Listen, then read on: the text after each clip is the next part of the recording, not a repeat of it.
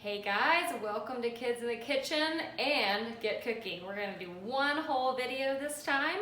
So hope you guys are doing okay at quarantine, having a little bit of fun, trying to be creative at home. I hope that you're cooking, because I bet that there's a lot of stuff happening at your house that you need food for. So be helpful, be a cooker. Okay. So today we are going to be doing, for Kids in the Kitchen 1 and 2, your recipe for today was going to be homemade biscuits. And the Kids in the Kitchen, Get Cooking was going to make biscuits and sausage gravy to go along with it, because they're learning how to make a sauce that turns into a gravy. So we're actually going to be doing a little bit of both today, so I'm going to do it all in one big huge video. So you're getting a bonus video for the Kids in the Kitchen 1 and 2. All right, so today we're going to start out with our homemade biscuits. Actually, we're not going to start with that. I'm actually going to start with the sausage gravy, but let me tell you why. The PSP is the Plan Shop Prep. So our plan is to make the homemade biscuits and the sausage gravy. I don't want to do your shopping list for you, so you'll have to do that on your own. And then this is what we need to do ahead of time, okay? This is our prep. I've got all of my stuff out to prep, so that's something that you could put down on your prep or just get it all out ahead of time. But what I'm going to do is tell you that, I've given you your recipes for you to print out and read over. But what we're going to be doing is I'm not going to be reading over your recipes today. I'm just going to be talking you through them. So I went ahead and wrote out your Plan Shop Prep for the sausage and the biscuits. All right, let's go down here to the biscuits, because this is the sausage, because this is what I need to start off with first. When I'm making sausage gravy, I go ahead and I brown up some breakfast sausage in a pan. So I've got that already done back there so that we didn't have to do it on the video. You guys know how to do ground beef and ground sausage. We've done that before in skillets. So it's just the same, except that I'm going to save all the fat that's left over in the pan, okay? So what I'm going to do is scramble my sausage first, brown or scramble, you can say it both ways, so that I have that ready to go whenever I'm ready to make my sausage. I'll show you here in just a minute what it all looks like. But then, after I make my biscuits, they're going to take about 10 to 15 minutes to cook. So that is a very good time for me to make the sausage gravy the rest of the way. Now, if you like bacon gravy instead, you can cook up bacon and then save the grease and use the grease from the bacon instead to make your gravy. You just won't have chunks of sausage in it, which we really like to have chunks of sausage in it. So that's why we are having the sausage gravy.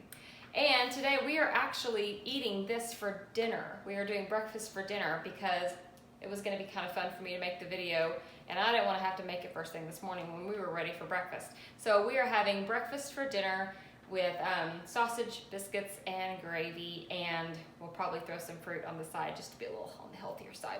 So here we go, let's get started. Okay, like I said, I've already got the sausage already made up, and I'm going to show you what that will look like. I'm using a cast iron skillet, so it's going to be kind of hard to see, and you won't be able to see down deep inside it. But there's about a half a cup of sausage, maybe a little bit more, that I left in the pan. And there's all the grease that was left over. Now you're going to need about 1/4 cup of grease, or the fat that's left over in there. If you don't have enough, if you had some really, really lean sausage, like you've used deer sausage or something like that, and it's a lot leaner and there's not as much fat added to it, then you may want to add a little bit of olive oil or some extra oil to get a little bit more fat in there, because you're going to need that.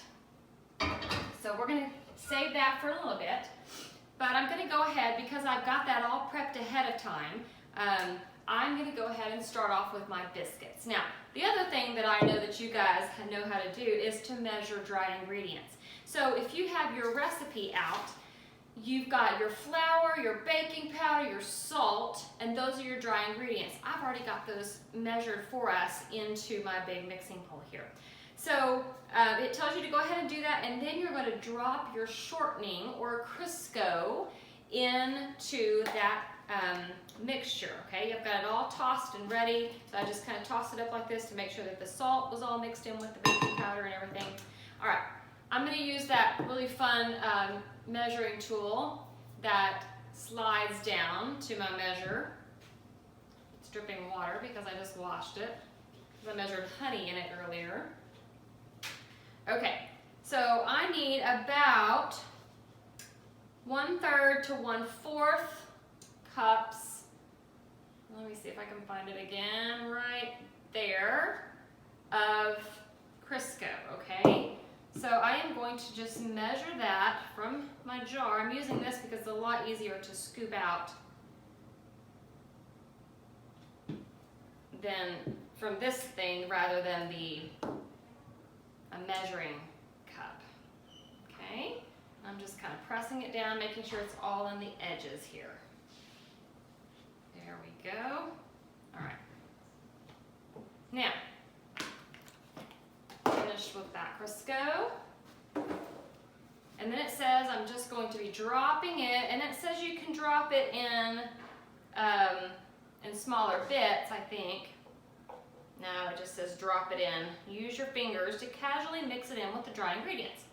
Okay, so I'm going to just kind of cover that with the flour so it kind of dries it off a little bit so that I'm not getting my hands all Crisco-y. I'm going to get them a little bit messy, but I'm not too worried about it. So I'm just kind of breaking it up so that it's kind of starting to mix in. Now, we as Get Cooking class, you have done mixing like this where we did scones. So this should not be new information to you, but what we're looking for my Kids in the Kitchen 2 and my Kids in the Kitchen 1 is for there to be little small bits of shortening still in chunks. So like pea size, like when you're gonna eat some peas, you want them about that size. You still want bits of Crisco in there. And the reason you want that is because when you bake it, it stays in little bitty bits. And then when you bake it, it melts inside of the flour in the oven and it pops, little air, just little liquidy pops. And that's what makes a fluffy biscuit. Makes it nice and like flaky, light and airy, okay? And that's what we want. So you can kind of see, it kind of gets a little bit like gravelly. I want it to be kind of gravelly. Some of them are bigger chunks than others. That's a big chunk. That's okay. You can have some big chunks. Okay, now I'm just gonna kind of dust off a little bit. Now what we're gonna do is we're gonna add, now you can use milk or you can use buttermilk, and I prefer the taste of buttermilk in my biscuits because it adds a bit of tanginess. So I'm going to use my liquid measuring cup because I'm measuring liquid, and I'm going to do about 2/3 cup of buttermilk, and I'm looking from the side.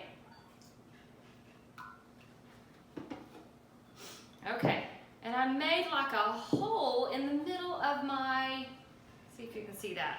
I kind of made like a hole so that there's like a well for me to pour the milk in. Okay, so I'm going to kind of pour the milk in the middle so it's kind of all encased in there. All right, then I'm going to kind of toss the flour up on top of the milk and then just slowly start kind of incorporating it back together. Okay, so this is the part that gets a little bit messy. Hope you have washed your hands. And I'm being very, very gentle, okay? And what I want to do is kind of be very tender with my dough. I do not want to over mix it because that will build up a lot of gluten. Every time, the more you mess with flour, after it's gotten wet, the more gluten starts to build up. And the gluten is what kind of makes it start to hold together and make it kind of stretchy. So when we're making bread, we actually want to build up gluten because it stretches out the fibers. But when we're making biscuits, we want them to stay tender and not stretchy. So we actually want to be very gentle with our dough and not build up a lot of gluten. It says that in there. It says that you're gonna actually knead it exactly 10 times. It's going to build up enough gluten, just enough, but not too much. So I'm being very gentle here so that I can knead it in just a few minutes. Now you can see how it's starting to kind of pull together. I want it to pull together just a little bit more than it is. So I'm gonna add just a little bit more buttermilk, because I've got some dry bits at the bottom that have not gotten stuck in there. Okay. You see I'm not really pushing down on it, I'm kind of just patting it. I don't want to make it all stick together like Play-Doh just yet. Kind of being very gentle. Okay, now I'm going to tell you that if you are making biscuits for the sausage gravy, I'm just doing regular old flavors.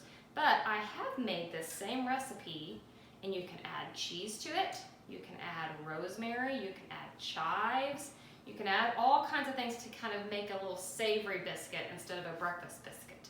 Okay, so then we're going to dump it out, and I've got like a little pastry mat here to keep it from getting all over my counter. Okay, and then you're just going to kind of knead it together now, just slightly, meaning I am kind of folding it over, pressing down with the palm of my hands a little bit, just to kind of get it to where it's sticking together. Now, I'm not going to do it much more than it already is because it seems like it's nice and firm, and I don't want to build up too much more gluten. Okay, so I have these. I was going to use this and I forgot. I got busy with my hands. Okay. So now I'm going to just kind of pat it out into a big circle. And what I already have ready is a baking sheet with a parchment paper on it so that we can put our biscuits right into that, onto that, and then pop them in the oven. All right, get it off my hands. All right. Now, you can use a cookie cutter. This one's about a 2-inch cookie cutter. I have this old antique one that was my grandmother's that she used to make biscuits with.